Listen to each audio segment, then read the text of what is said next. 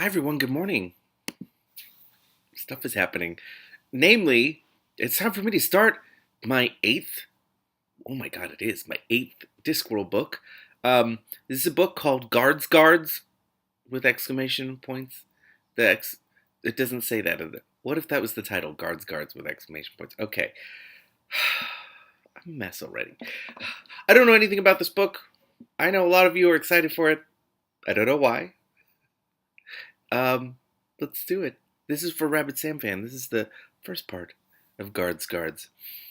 I'm fairly excited about the first sentence because this is a thing that I do enjoy. So let's hope. Let's see. This is where the dragons went. Into my heart. That's where they went. They lie, not dead, not asleep, not waiting because waiting implies expectation.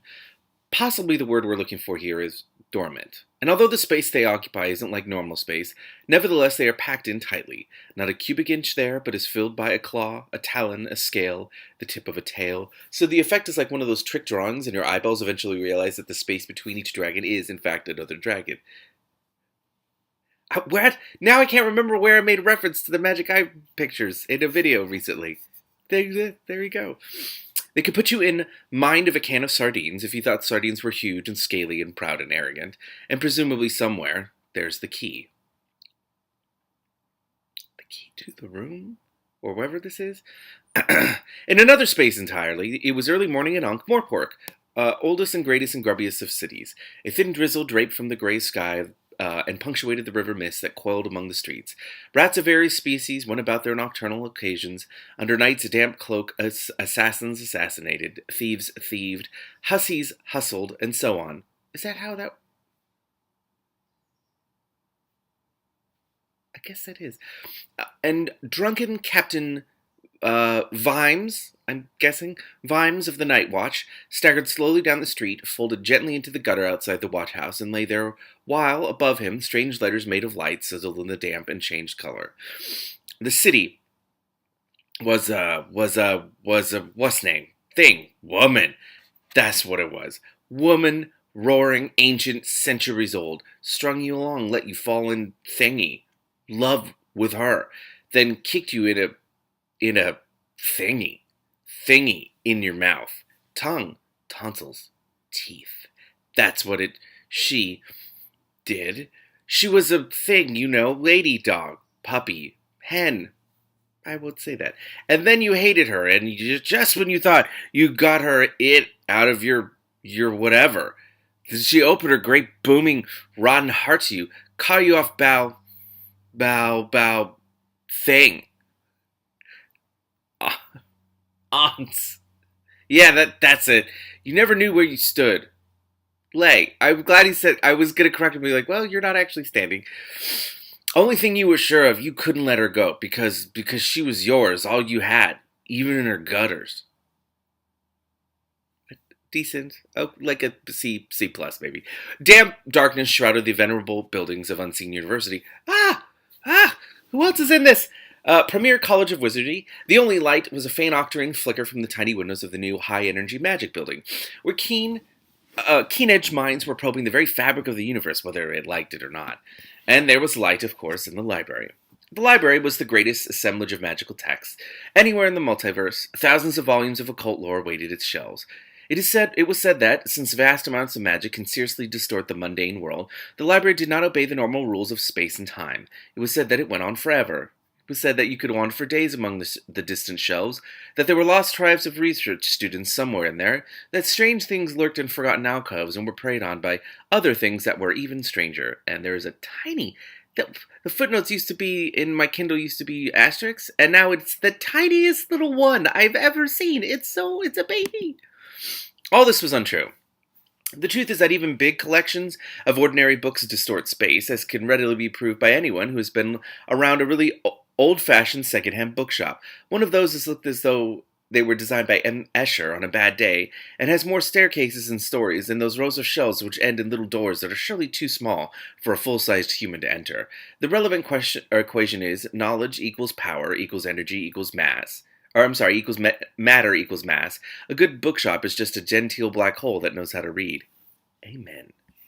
Amen. Lost my place.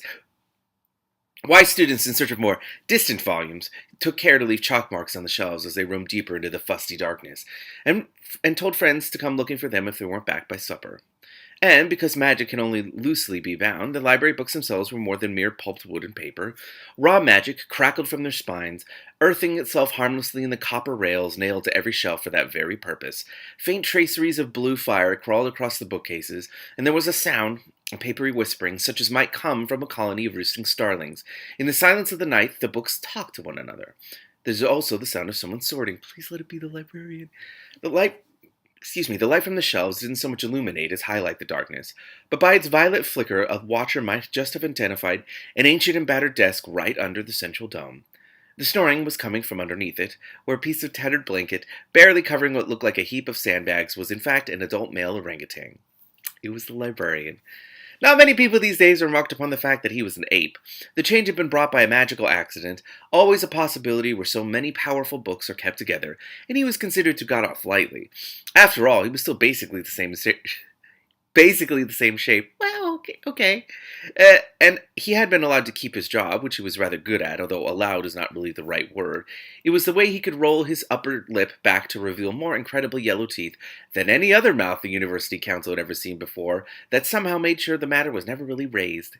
But now there was another sound, the alien sound of a door creaking open. Footsteps padded across the floor and disappeared among the clustering shelves. The books rustled indignantly, and some of the larger grimoires rattled their chains. The librarian slept on, lulled by the whispering of the rain. In the embrace of his gutter, half a mile away, Captain Vimes of the Night Watch opened his mouth and started to sing. Now, a black-robed figure scurried through the midnight streets, ducking from doorway to doorway, and reached a grim and forbidding portal. No mere doorway got that grim without effort, no one felt. It looked as though the architect had been called in and given specific instructions. We want something eldritch and dark oak, he'd been told, so put an unpleasant gargoyle thing over the archway, give it a slam like the footfall of a giant, and make it clear to everyone, in fact, that this isn't the kind of door that goes ding-dong when you press the bell. The figure rapped a complex code on the dark woodwork. A tiny barred hatch opened and one suspicious eye peered out. The significant owl hoots in the night, said the visitor, trying to wring the rainwater out of its robe. Yet many grey lords go sadly to the masterless men, intoned a voice on the other side of the grill. Hooray, hooray for the spinster's sister's daughter, countered the dripping figure. This is a very long code. To the axeman, all supplicants are the same height. Yet verily the rose is within the thorn. The good mother makes bean soup for the errand boy. What? Said the voice behind the door. There was a pause, broken only by the sound of the rain. Then the visitor said, What? The good mother makes bean soup for the errand boy. There was another longer pause. Then the damp figure said, Are you sure the ill-built tower doesn't tremble mightily at a butterfly's passage? No, bean soup it is. I'm sorry. Is he telling him what? You're having bean soup tonight? The rain hissed down relentlessly in the embarrassed silence. What about the caged whale? Said the soaking visitor, trying to squeeze into what little shelter the dread portal offered. What about it? It should know nothing of the mighty deeps, if you must know. Oh, the caged whale. You want the elucidated brethren of the Ebon Knight. 3 doors down. Well, who are you, then? We're the illuminated and ancient brethren of E. What? I thought you met over in Treacle Street, said the damp man after a while. Oh, now I want Treacle. Okay. Yeah, well, you know how it is. The Fretwork Club have the Room Tuesdays. There was a bit of a mix-up. Oh, well, thanks anyway. My pleasure. The little door slammed shut. These, who are all, what? The robed figure glared at it for a moment and then splashed further down the street. There was indeed another portal there. The builder hadn't bothered to change the design much. He knocked. The little barred hatch shot back. Yes. Look. The significant owl hoots in the night, all right? Yet many grey lords go sadly to the masterless men. Hooray, hooray for the spinster sister's daughter, okay? To the axemen, all supplicants are the same height. Yet verily the rose is within the thorn. It's pissing down out here. You do know that, don't you? Yes, said the voice, in the tones of one who indeed does know it, and is not the one standing in it. The visitor sighed. The caged whale knows nothing of the mighty deeps, he said, if it makes you any happier. The ill-built tower trembles mightily at a butterfly's passage. The supplicant grabbed the bars of the window, pulled himself up to it, and hissed, Now let us in. I'm soaked. There was another damp pause. These deeps, did you say mighty or nightly? Mighty, I said. Mighty deeps. On account of being, deep. It's me, Brother Fingers. Sounded like nightly to me, said the invisible doorkeeper cautiously. Look, do you want the bloody book or not? I don't have to do this. I could be home, in bed. You sure it was mighty? Listen, I know how deep the bloody deeps are, all right, said Brother Fingers urgently. I knew how mighty they were when you were a perishing neophyte. Now will you open the door? Well, all right. There was the sound of bolts sliding back. The voice said, would you mind giving it a push? I just realized he said, do you want the book or not? I'm assuming he stole that from the library, right? The door of knowledge through which the untutored may not pass sticks something wicked in the damp. Brother Finger put his shoulder to it, forced his way through, gave Brother Doorkeeper a dirty look, and hurried within. The others were waiting for him in the inner sanctum, standing around with the sheepish air of people not normally accustomed to wearing sinister hooded black robes. The Supreme Grand Master nodded at him. Grand Master what? Brother Fingers, isn't it? Yes, Supreme Grand Master. Do you have that which you were sent to get? Brother Fingers pulled a package from under his robe. Just where I said it would be, he said. No problem. Well done, Brother Fingers. Thank you, Supreme Grand Master. The Supreme Grand Master rapped his gavel for attention. The room shuffled into some sort of circle. I call the unique and supreme lodge of the elucidated brethren to order, he intoned. Is the door of knowledge sealed fast against heretics and no-list men? No-list men? Stuck solid, said Brother Doorkeeper. It's the damp. I'll bring my plane in next week. Soon to have it. All right, said the Grand Master testily. Just a yes would have done. Is the triple circle well and truly traced? Art all here who art here? And it be well for a no-list man that he should not be here, for he would be taken from this place, and his gaskin slit, his mules shown to the four winds, his welchet torn asunder with many hooks, and his figgin placed upon a spike. Yes, what is it? Sorry, did you say elucidated, brethren? What? The Supreme Grand Master glared at the solitary figure with its hand up. Yea, the elucidated brethren, guardian of the sacred knowledge since a time no man may wot of last February, said Brother Doorkeeper helpfully. The Supreme Grand Master felt that Brother Doorkeeper never really got the hang of things, clearly. Sorry, said the worried figure. Wrong society, I'm afraid. Must have taken a wrong turning. I'll just be going if you excuse me. And his figgin placed upon a spike, repeated the Supreme Grand Master pointedly. Against a background of damp wooden noises, his Brother Doorkeeper tried to get the dread portal open. Are we quite finished? Are any more no-list men happen to drop in their way somewhere else? He added with bitter sarcasm. Right, fine. So glad. Suppose it's too much to ask if the 4 watchtowers are secured. Oh, good. And the trouser of sanctity, has anyone bothered to shrive it? Oh, you did? Properly? I'll check, All right. And have the windows been fastened with the red cords of intellect in accordance with ancient prescription? Good. Now perhaps we can get on with it. What is with it? What is going on? With the slightly miffed air of one who has run their fingers along a daughter-in-law's top shelf and found against all expectation that it is sparkling clean, the Grand Master got on with it. What a shower, he told himself. Or a shower. A bunch of incompetents no other secret society would touch with a 10-foot scepter of authority, the sort to dislocate their fingers with even the simplest secret handshake. But incompetence with possibilities, nevertheless. Let the other societies take the skilled, the hopefuls, the ambitious, the self-confident. He'd take the whining, resentful ones, the ones with a belly full of spite and bile, the ones who knew they could make it big if only they'd been given the chance. Give him the ones in which the floods of venom and vindictiveness were dammed up behind thin walls of ineptitude and low-grade paranoia. And stupidity, too. They've all sworn the oath, he thought, but not a jack of 'em has even asked what a figgin' is. Brethren, he said, tonight we have matters of profound importance to discuss. The good governance, nay, the very future of Ankh-Morpork lies in our hands. They leaned closer. The Supreme Grand Master felt the beginnings of the old thrill of power.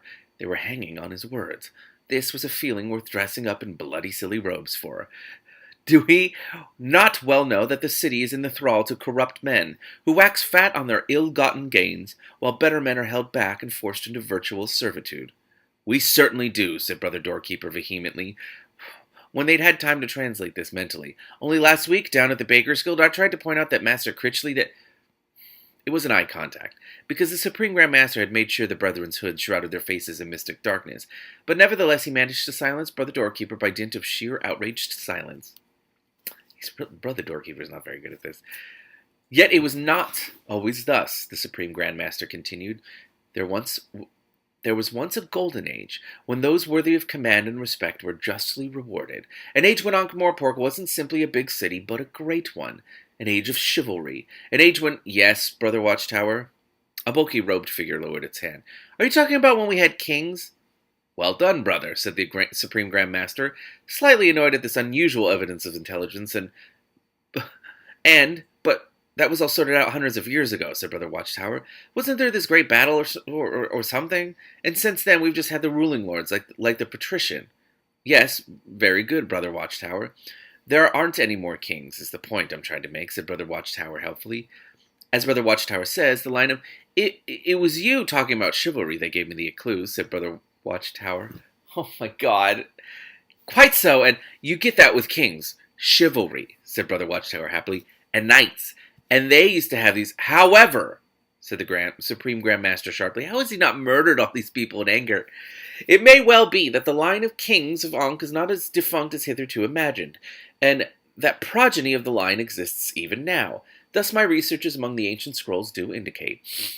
He stood back expectantly. There didn't seem to be the effect he'd expected, however. Probably they can manage defunct, he thought, but I ought to have drawn the line at progeny. Oh my god, I can hear my sink dripping from all the way over here. Stop it. Brother Watchtower had his hand up again. Oh no, again! Yes. You saying that there's some sort of heir to the throne hanging around somewhere, said Brother Watchtower. This may be the case. Yes. Yeah, they do that, you know, said Brother Watchtower knowledgeably. Oh my god. I know too many people like this. Happens all the time. You read about it. Scions, they're called. Scions. They go looking around in the distant wildernesses for ages, handing down the secret sword and birthmark and so forth from generation to generation. Then just when the old kingdom needs them, they turn up and turf out any usurpers that happen to be around, and then there's general rejoicing. Oh, the Supreme Grand Master felt his own mouth drop open. He had expected it to be as easy as this. Yes, all right, said a figure the Supreme Grand Master knew to be Brother Plasterer. Why do they all have names like that? But so what? Let's say a scion turns up, walks up to the patrician and says, "What ho, I'm a king, here's the birthmark as per spec, now bugger off." What's he got then? Life expectancy of maybe 2 minutes? Oh, that's what. You don't listen, said Brother Watchtower. The thing is, the scion has to arrive when the kingdom is threatened, doesn't he? Then everyone can see, right? Then he gets carried off to the palace, cures a few people, announces a half-holiday, hands around a bit of treasure, and Bob's your uncle. He has to marry a princess, too, said Brother Doorkeeper, on account of him being a swineherd. What? They looked at him. Hold on, I need some coffee after that one. Who said anything about him being a swineherd, said Brother Watchtower. I never said he was a swineherd. What's this about swineherds? Well, he's got a point, though, said Brother Plasterer. He's generally a swineherd or a forester or similar. Your basic scion. It's to do with being in, what's name? Incognito. Oh, it's capitalized like it's a place. They've got to appear to be of, humble origins. Nothing special about humble origins, said a very small brother, who seemed to consist entirely of a little perambulatory black robe with halitosis. It's got a lot of humble origin, or I've got a lot of humble origins. In my family, we thought swineherding was a posh job. But your family doesn't have the blood of kings, Brother Dunnykin, said Brother Plasterer. We might have, said Brother Dunnykin sulkily. Right then, said Brother Watchtower grudgingly. Fair enough. But at the essential moment, see, your genuine kings throw back their cloak and say lo, and their essential kingnessness shines through. How exactly? Said Brother Doorkeeper. Might have got the blood of kings, muttered Brother Dunnykin. Got no right saying I might not have got the blood of... Look, it just does, okay? You just know it when you see it. What? I like how the Supreme Master is just like, let's just let this disaster happen. Oh, my God. But before that, they've got to save the kingdom, said Brother Plaster. Oh, yes, said Brother Watchtower heavily. That's the main thing, is that. Well, what from, then? Got as much right as anyone to have the blood of King... The patrician? Said Brother Doorkeeper. Brother Watchtower, as the sudden authority on the ways of royalty, shook his head. I don't know that the patrician is a threat, actually. Or exactly, he said. He's not your actual tyrant, as such. Not as bad as some we've had. I mean, he doesn't actually oppress. Well, I get oppressed all the time, said Brother Doorkeeper. Master Critchley, where I work, he oppresses me morning, noon, and night, shouting at me and everything. And the woman in the vegetable shop, she oppresses me all the time. That's right, said Brother Plaster. My landlord oppresses me something wicked, banging on the door and going on and on about all the rent I allegedly owe, which is a total lie. And the people next door oppress me all night long. I tell them I work all day. A man's got to have some time to learn to play the tuba. Oh my God! No, that's oppression, that is. If I'm under the heel of the oppressor, I don't know who is. I messed up that sentence. If I'm not under the heel of the oppressor, I don't know who is. I want you to know that this is a beautiful, beautiful joke, and it is also not a joke at all. I've seen like straight white dudes have this conversation. Now, obviously, they're not saying these specific things, but they're talking about oppression as if it means general annoyances, not repressive elements of the state. Like it's not. Oh my God! I need more coffee. This is too real. Put like that, said Brother Watchtower slowly. I reckon my brother-in-law is oppressing me all the time with having this new horse and buggy he's been and bought. I haven't got one. I mean, where's the justice in that? I bet a king wouldn't let that sort of oppression go on. People's wives oppressing him with why they haven't got a new coach like our Rodney and that. The Supreme Grand Master listened to this with a slightly light-headed feeling. It was as if he'd known that there were such things as avalanches, but had never dreamed, when he dropped the little snowball on the top of the mountain, that it could lead to such astonishing results. He was hardly having to egg them on at all. I bet a king would have something to say about landlords, said Brother Plasterer. And he'd outlaw people with showy coaches, said Brother Watchtower. Probably bought with stolen money, too, I reckon. I think, said the Supreme Grand Master, tweaking things a little, that a wise king would only, as it were, outlaw showy coaches for the undeserving. There was a thoughtful pause in the conversation as the assembled brethren mentally divided the universe into the deserving and the undeserving and put themselves on the appropriate side. Of course they did. It'd be only fair, said Brother Watchtower slowly. But Brother Plasterer was right, really. I can't see a Skya manifesting his destiny just because Brother Doorkeeper thinks the woman in the vegetable shop keeps giving him funny looks. No offense. And bloody short wait, said Brother Doorkeeper. And she, yes, the Supreme Grand Master. Truly the right-thinking folk of Ankh-Morpork are beneath the heels of the oppressor. However, a king generally reveals himself in rather more dramatic circumstances. Like a war, for example. Things were going well. Surely for all their self-centered stupidity, one of them would be bright enough to make the suggestion. There used to be some old prophecy or something, said Brother Plasterer. My granddad told me. His eyes glazed with the effort of dramatic recall. Yea, the king will come, bringing law and justice, and know nothing of but the truth, and protect and serve the people with his sword. You don't all have to look at me like that. I didn't make it up. Oh, we all know that one. And a fat lot of good that'd be, said Brother Watchtower. I mean, what does he do? Ride in with law and truth and so on, like the 4 horsemen of the apocalypse? Don't reference them, they're real. Hello, everyone, he squeaked. I'm the king, and that's Truth over there, watering his horse. Not very practical. Is it? Nah, you can't trust old legends. Why not? Said Brother Dunnington in a peeved voice. 'Cause they're legendary. That's how you can tell, said Brother Watchtower. Sleeping princesses is a good one, said Brother Plaster. Only a king can wake 'em up. Don't be daft, said Brother Watchtower severely. We haven't got a king, so we can't have princesses. Stands to reason. Of course, in the old days it was easy, said Brother Doorkeeper happily. Why? He just had to kill a dragon. The Supreme Grandmaster clapped his hands together and offered a silent prayer to any god who happened to be listening. He'd been right about these people. Sooner or later, their rambling little minds took them where you wanted them to go. What an interesting idea, he trilled. Wouldn't work, said Brother Watchtower dourly. There ain't no big dragons now. There could be. The Supreme Grandmaster cracked his knuckles. Come again, said Brother Watchtower. I said there could be.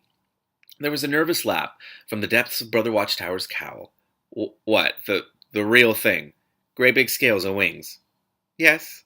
Breath like a blast furnace? Yes. Them big claws things on its feet? Talons? Yes, as many as you want. What do you mean as many as you want? Or as many as I want? I would hope it's self-explanatory, Brother Watchtower. If you want dragons, you can have dragons. You can bring a dragon here. Now, into the city. Me. All of you, I mean us, said the Supreme Grand Master. Well, let me pause here. What does he want, though? Because clearly the Supreme Grand Master is manipulating all of them to arrive to this conclusion so that they can wake up the dragons mentioned in the very first paragraph. But what does he get out of it? Does he... Let me keep reading. Brother Watchtower hesitated. Well, I don't know if that's a very good, and it would obey your every command. That stopped them. That pulled them up. That dropped in front of their weaselly little minds like a lump of meat in a dog pound. Can you just repeat that? Said Brother Plaster slowly. You can control it. You can make it do whatever you want. What, a real dragon? The Supreme Grandmaster's eyes rolled in the privacy of his hood. Yes, a real one. Not a little pet swamp dragon. The genuine article. But I thought they were, myths. Myths. The Supreme Grandmaster leaned forward. They were myths, and they were real, he said loudly. Both a wave and a particle. You lost me there, said Brother Plaster. I will demonstrate then. The book, please. The book, please, Brother Fingers. Thank you, brethren. I must tell you that when I was undergoing my tuition by the secret masters... The what, Supreme Grand Master? Said Brother Plasterer. Why don't you listen? You never listen. He said the secret masters, said Brother Watchtower. You know, the venerable sages that live on some mountain and secretly run everything and taught him all this lore and that and can walk on fires and that. He told us last week. He's going to teach us. Aren't you, Supreme Grand Master? He finished obsequiously. Oh, the secret masters, said Brother Plaster. Sorry, it's these mystic hoods. Sorry, secret. I remember. When I ruled the city, the Supreme Grand Master said to himself, there it is. There it is. There is going to be none of this. I shall form a new secret society of keen-minded and intelligent men. Although not too intelligent, of course, not too intelligent. And we will overthrow the cold tyrant, and we will usher in a new age of enlightenment and fraternity and humanism. And Ankh-Morpork will become a utopia, and people like Brother Plaster will be roasted over slow fires, if I have any say in the matter, which I will, and his figgin. I guess all of the footnotes are ones here. A figgin is defined in the Dictionary of Eye-Watering Words as a small, short crust pasty containing raisins. The dictionary would have been invaluable for the Supreme Grand Master when he thought up the society's oaths, since it also includes welchet, a type of waistcoat worn by certain clockmakers, gaskin, a shy gray-brown bird of the coot family, and mules, a game of skill and dexterity involving tortoises. I don't really think of tortoises as dexterous. Anyway, when I was, as I said, undergoing my tuition by the secret masters, he continued, that was where they told you had to walk on rice paper, wasn't it? Said Brother Watchtower conversationally. Oh, God, he can't say anything. Everyone has to interrupt him all the time. I always thought that was a good bit. I've been saving it off the bottom of my macaroons ever since. Amazing, really. I can walk on it no trouble. Shows what being in a proper secret society does for you, does that. When he is on the griddle, the Supreme Grandmaster thought, Brother Plasterer will not be lonely. Your footfalls on the road of enlightenment are an example to us all, Brother Watchtower, he said. If I may continue, however, among the many secrets, from the heart of being, said Brother Watchtower approvingly. From the heart, as Brother Watchtower says, of being, was the current location of the noble dragons. The belief that they died out is quite wrong. They simply found a new evolutionary niche, and they can be summoned from it. This book, he flourished it, gives specific instructions. It's just... in a book, said Brother Plasterer. No ordinary book. This is the only copy. It has taken me years to track it down, said the Supreme Grand Master. It's in the handwriting of Tubal de Malachite, a great student of dragon lore. His actual handwriting. He summoned dragons of all sizes, and so can you. There was another long, awkward silence. Said Brother Doorkeeper. Sounds a bit like, magic to me, said Brother Watchtower, in the nervous tone of the man who has spotted which cup the pea is hidden under but doesn't like to say. I mean, not wishing to question your supreme wisdomship in that, but, well, magic. His voice trailed off. Yeah, said Brother Plaster uncomfortably. It's, the wizards, see, said Brother Fingers. You probably didn't know this when he was banged up with them venerable Herberts on their mountain. Herberts? But the wizards around here come down on you like a ton of brick if they catches you doing anything like that. Demarcation, they call it, said Brother Plasterer. Like, I don't go around fiddling with the mystic interleaved wuss-names of casualty, and they don't do any plastering. I fail to see the problem, said the Supreme Grand Master. In fact, he saw it all too clearly. This was the last hurdle. Help their tiny little minds over this, and he held the world in the palm of his hand. Their stupefyingly unintelligent self-interest hadn't let them down so far. Surely it couldn't fail him now. The brethren shuffled uneasily. Then Brother Dunnikin spoke. Huh. Wizards, what do they know about a day's work? The Supreme Grand Master breathed deeply. Ah, the air of mean-minded resentfulness thickened noticeably. Nothing, and that's a fact, said Brother Fingers, going around with their noses in the air, too good for the likes of us. I used to see 'em when I worked up the university. Backsides a mile wide, I'm telling you. Catch 'em doing doing a job of honest toil. Like thieving, you mean? Said Brother Watchtower, who had never liked Brother Fingers much. Of course, they'll tell you, Brother Fingers went on, pointedly ignoring the comment, that you shouldn't go round doing magic on account of only them knowing about not disturbing the universal harmony and whatnot. Load of rubbish, in my opinion. Well, said Brother Plasterer, I don't know, really. I mean, you get the mix wrong. You just got a lot of damn plaster around your ankles. But you get a bit of magic wrong, and they say ghastly things comes up out of the woodwork and stitches you right up. Yeah, but it's the wizards that say that, said Brother Watchtower thoughtfully. Never could stand them myself, to tell you the truth. Could be they're onto a good thing and don't want the rest of us to find out. It's only waving your arms and chanting when all's said and done. Probably not, but okay. The brethren considered this. It sounded plausible. If they were onto a good thing, they certainly wouldn't want anyone else muscling in. The Supreme Grand Master decided that the time was ripe. Then we are agreed, brethren. You are prepared to practice magic. Oh, practice, said Brother Plasterer, relieved. I don't mind practicing, so long as we don't have to do it for real. Oh, my God. The Supreme Grand Master thumped the book. I mean, carry out real spells. Put the city back on the right lines. Summon a dragon, he shouted. They took a step back. Then Brother Doorkeeper said, and then if we get this dragon, the rightful king will just turn up, just like that. Yes, said the Supreme Grand Master. I can see that, said Brother Watchtower supportively. Stands to reason. Because of destiny and the gnomic workings of fate. There was a moment's hesitation, and then a general nodding of cowls. Only Brother Plasterer looked vaguely unhappy. Well, he said, it won't get out of hand, will it? I assure you, Brother Plaster, that you can give it up any time you like, said the Supreme Grand Master smoothly. That's a lie. Also, it's going to get out of hand by like the fifth part of this, I'm guessing. Well, all right, said the reluctant brother. Just for a bit, then. Could we get it to stay here long enough to burn down? For example, any oppressive vegetable shops? Ah, he'd won. There'd be dragons again. And a king again. Not like the old kings. A king who would do what he was told. That, said the Supreme Grand Master, depends on how much help you can be. We shall need initially any items of magic you can bring. It might not be a good idea to let them see that last half of Demalekite's book was a charred lump.